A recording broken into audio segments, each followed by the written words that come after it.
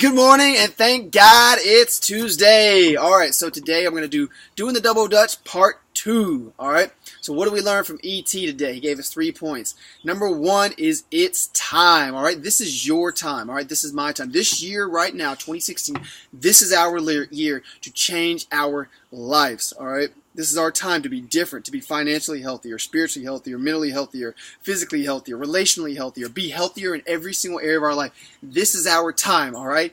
Enough is enough. What's the old proverb say? It's like, hey, when's the best time to plant a tree? 20 years ago. When's the second best time? Right now, okay? So this is our time. It's time to step into our dream, make it a reality. Step into our harvest. Step into our dreams and our goals and who we want to become and who we are supposed to be and called to be. Number 2, all right? To get to that, that summer, that time of harvest, that time of prosperity in your life, you got to go through the winter, all right? We got to go through the storm to get to the clear skies. We got to go through the winter to get to summer, all right? And I want to encourage you, you will survive, okay? So E.T. shares some stories of his about things he's gone through that he realized, like, man, it's not always that easy, right?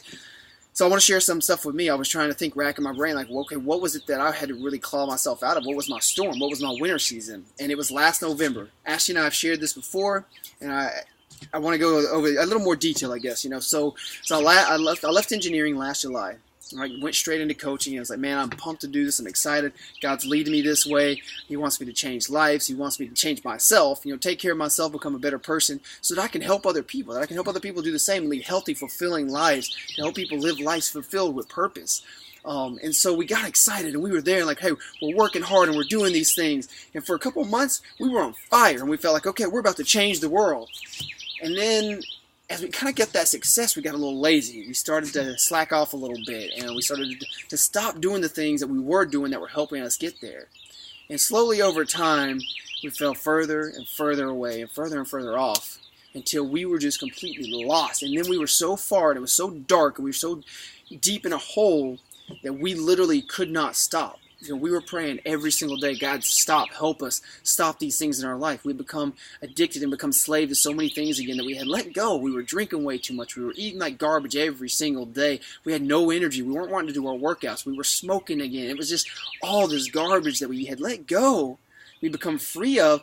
We let back into our lives, and it took over us again. And we were just literally sulking every single day, and we were in misery. It was rough. It was terrible. It sucked.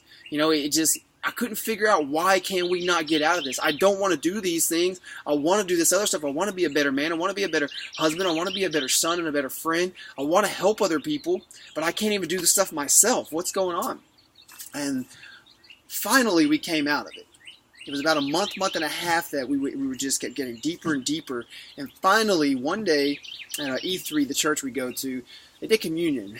And I had been praying, and I just seen things hadn't changed. And finally, I remember we took communion, and that day I took some extra time, and I just cried out to God, like, I can't do this anymore. I can't live like this anymore. I know I've come to you before, but I'm begging you, please take this away from me.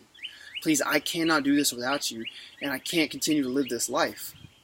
I'm done with it. I'm done with it. I'm done with the drinking and the smoking and everything else, this excess of just destruction in my life. And so I remember leaving that day, and I kind of felt like, okay, this is it, but I was still a little scared, a little worried. I was like, I've said this before, and then I fell back into it.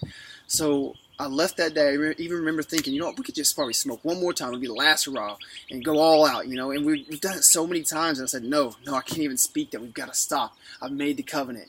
And it was that moment right there, that first no, that first decision to say, you know what, enough is enough, that lit the fire.